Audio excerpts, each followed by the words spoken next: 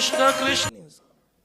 पूतना जब मारने के लिए आई वृंदावन में तो उसका नाम पूतना नहीं है, उसका नाम है खेचरी और उसका शास्त्रिक नाम है बकी।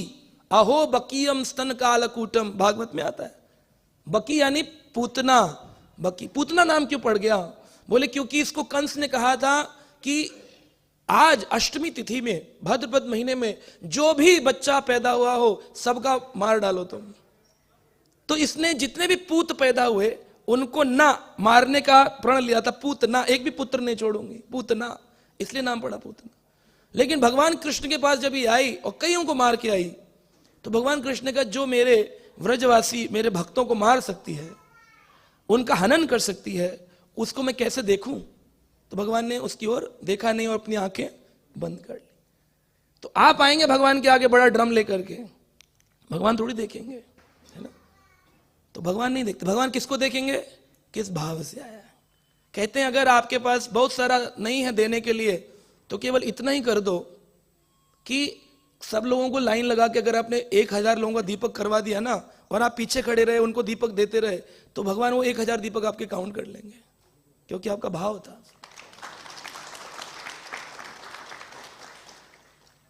ताली का विषय नहीं है, अपनाने का विषय है। इसको अपनाना है, इसको अपनाइए अपने जीवन में, है ना?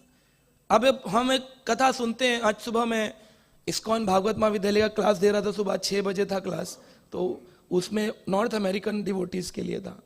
तो उसमें ये पास्ट टाइम आया, मैं कहा आपके साथ भी शेयर करता हूं। मैं वहां बोल रहा था ग्लोरीज ऑफ कार्तिक में कि जो हम सुनते हैं कि एकादशेत परेर दातम, एक एकादशी के दिन एक मूषिका थी और उसने केवल घी की बत्ती जो जला चुका था ब्राह्मण, उसको खाने की अभिलाषा लगाई और उसमें से ज्योति प्रज्वलित हुई तो उसकी मूंछ में चूहिया जो थी उसकी मूंछ में आग लग गई और मूंछ में आग लगने से वो उछलने लग गई, पूंछ से बुझाने लगी तो पूंछ में भी आग लग गई। अब पूंछ और मूंछ में आग लगी हुई है और वो जल के मारे उछल रही है। लेकिन ठाकुर जी क्या कह रहे हैं?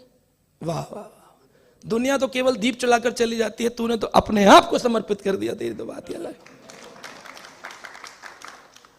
तो प्राप्यम मनुष्यम दुर्लभम, जो मनुष्य के लिए भी प्राप्त करना दुर्लभ है वो उसको दुर्लभ स्थिति प्राप्त हुई। तो लोग ज्यादातर कथाओं में कहते हैं वैकुंठ चली गई। वैकुंठ नहीं गई, वैकुंठ नहीं जाता। कोई व्यक्ति अगर चूहा या कोई पशु अच्छा काम भी करे तो वो डायरेक्ट वैकुंठ नहीं जाएगा। अगर ऐसे वैकुंठ जाने लग गए तो फिर भक्ति करने की जरूरत ही क्या पड़ेगी? भगवान उस व्यक्ति को सारी योनियां पार करके मनुष्य शरीर प्रदान करते हैं और वो भी भक्त का। तो इस